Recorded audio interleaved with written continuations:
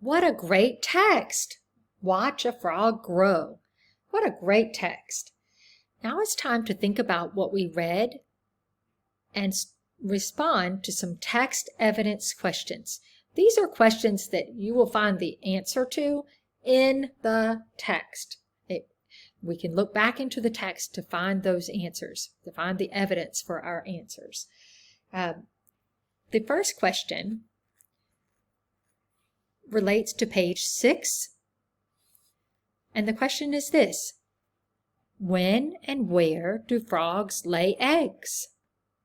Go back to page 6 in the text, Watch a Frog Grow, and find out when and where do frogs lay eggs. Now you can write your answer here in the box digitally, or you can answer in your reading journal. So this would be your black and white journal or your blue journal that you brought home from school. Not your reading book, remember. This would be your journal. So if you would like to answer here digitally, don't forget to switch from presentation mode to edit mode. The background changes to the blue grid.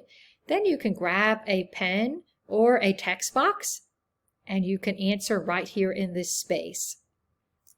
Okay, when you're finished with all of your answers, don't forget to press the cloud button to save your changes, to save your answers. Getting back to those text evidence questions, looking on page 8, look at the photo on page 8.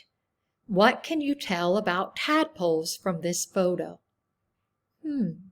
What do I see in the photo that's information about tadpoles?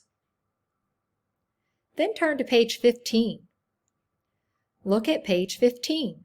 What are 2 ways a frog can move? What are the 2 ways the book tells us that the frogs can move? Then look at pages 9 through 14. What happens to a tadpole as it grows into a frog? Again, you can answer here digitally on the page, or you can answer in your reading journal. Don't forget to save your changes if you answer digitally.